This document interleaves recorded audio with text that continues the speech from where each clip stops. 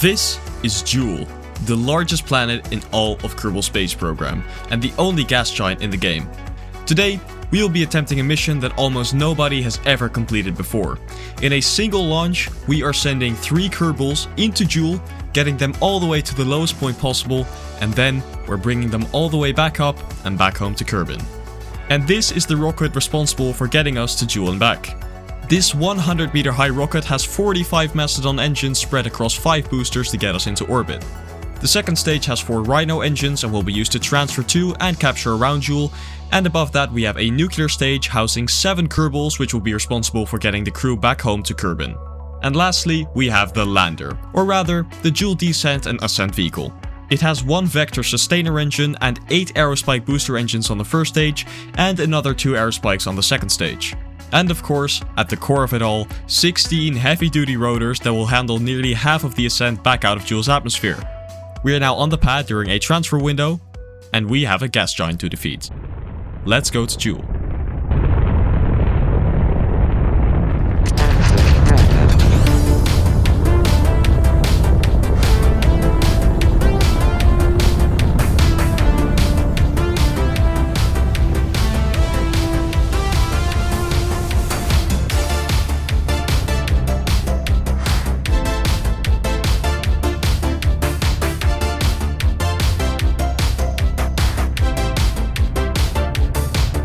And off we go! We have lifted off the pad and are headed towards space. Our ascent is well underway, and because this rocket's boosters are so incredibly big, we won't see booster separation until we have pretty much left Kerbin's atmosphere altogether.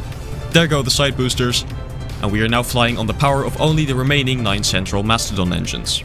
After a few minutes, the first stage engines shut down for just a little while as the rocket coasts up to apoapsis, before relighting and doing a final circularization burn to get this massive rocket into Kerbin orbit. Now, as we wait for our Jool transfer burn, we can jettison the very scuffed fairing and expose the lander, as well as the rest of the vehicle, to space. And yeah, for simplicity's sake, I will be calling it a lander. The solar panels are deploying now too, and I even put a little extra array in the service bay at the top of the lander so it can be provided of energy too. And I think that we are now configured and ready for Jool transfer. So, as the sun sets below Kerbin's horizon on our second orbit, we light the first stage engines for one last time, starting our 1900 meter per second burn to get us to Jool. The first stage propellant tanks are now empty, so we drop off the excess mass and light the 4 Rhino engines on our second stage. After around 100 seconds of burning, we get our Jool encounter so we can shut down the engines and coast away from Kerbin. And I'll keep saying this in every video, but wow, Blackrack, you have truly outdone yourself with these volumetric clouds. And of course all the other modders working to make KSP as realistic as possible, you are what make this game great. Anyway, by now we are already a few years into the mission and are currently doing a small trajectory correction burn to set up an encounter with one of Jool's moons, Tylo, which will help us capture around Jool for way less fuel. And there we go. Now all there is left to do is wait.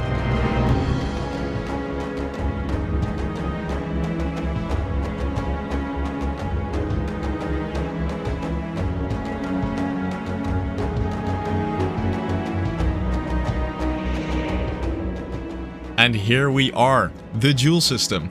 In my opinion, this is one of the most photogenic locations in the entire game.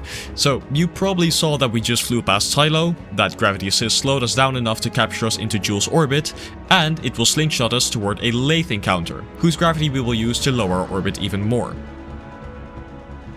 Once we are past Lathe, we'll do a 300 meter per second burn at periapsis to enter a highly elliptical but stable orbit around Jool.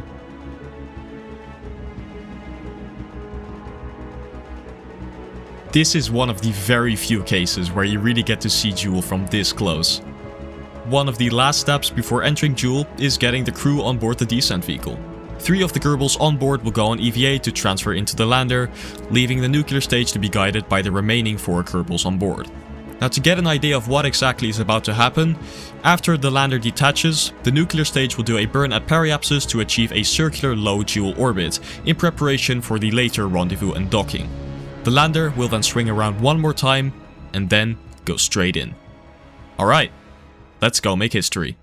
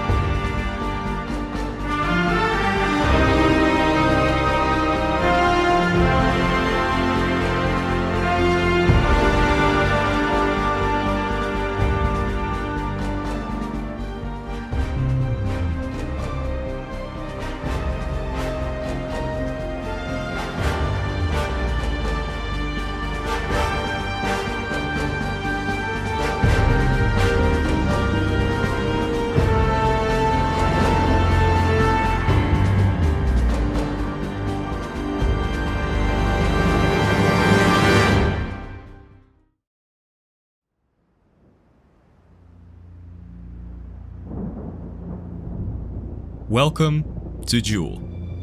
We have entered the upper cloud layer, the layer with the lowest visibility on the entire planet, and we will continue sinking further and further into the atmosphere for at least another 50 kilometers.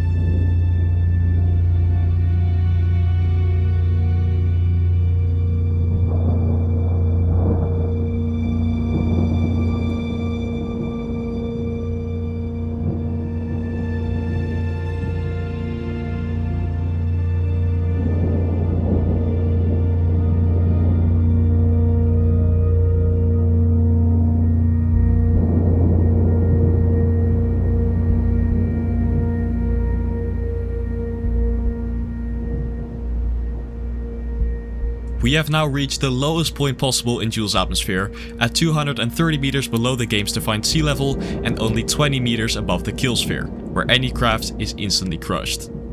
The rotors will now spin up and the fuel cells will start generating power as we enter a hover inside of the gas giant. One of these scientists on board is now going on EVA to perform and collect some experiments that we have brought along with us in the service bay, and look at how many science points that is delivering us. And this is still nothing compared to what we will get when we work it out in the science lab aboard the nuclear stage. This craft is using fully stock, plus of course DLC parts, but even in a 100% unmodded instance it works, so I hereby challenge you to also reach Jool sea level and return to Kerbin. Now we have enough fuel to power the rotors to stay at Jool for several hours at least, but let's not waste any more time down here. Let's jettison the large inflatable heat shield and go home. We are now rising back through the awesome volumetric storm structures, still at a fairly decent speed, and eventually we are back at the thick upper cloud layer.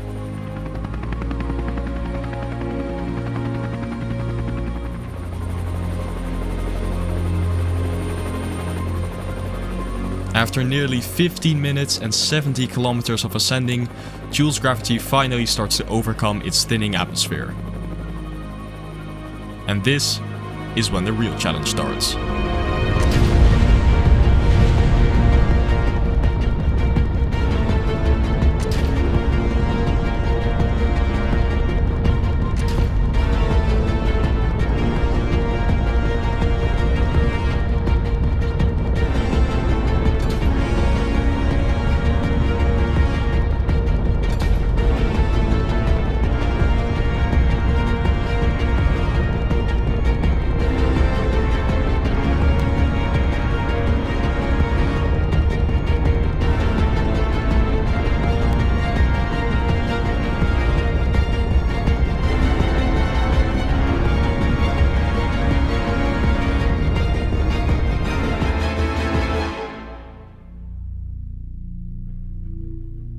And there we go, orbit has been achieved.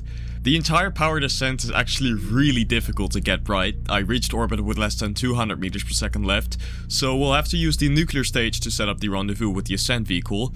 And we still have plenty of fuel in the nuclear stage, so that's not going to be a problem while docking or anything like that. So we are approaching the ascent vehicle now. We don't have any proper RCS thrusters, so I'm just going to point the two craft at each other and fire. There we go. And we are now docked. So the Kerbals will transfer back into the nuclear stage and will even transfer all of the remaining fuel from the ascent vehicle into the nuclear stage, just to be safe isn't really necessary. And after waiting a few months for a Jool to Kerbin transfer window, we are going to separate from the ascent vehicle, and when the time is right, we're going back to Kerbin in one giant 14-minute burn. So there we have ignition with all 5 nuclear engines at full thrust. After a few minutes of burning, the fuel of the booster engines runs out, so we ditch those, and are now left only with the central Nerva. And after a massive burn, we escape Jool's gravity and get an encounter with Kerbin. There goes Jool. What an awesome planet. I actually really had fun designing the land there and also figuring out how the rotors work in this game. I'd never really used robotics before, so this was, pretty cool. Anyway, we are now on a trajectory into Kerbin's atmosphere, and I'll let you enjoy this re-entry in typical Kerbal fashion.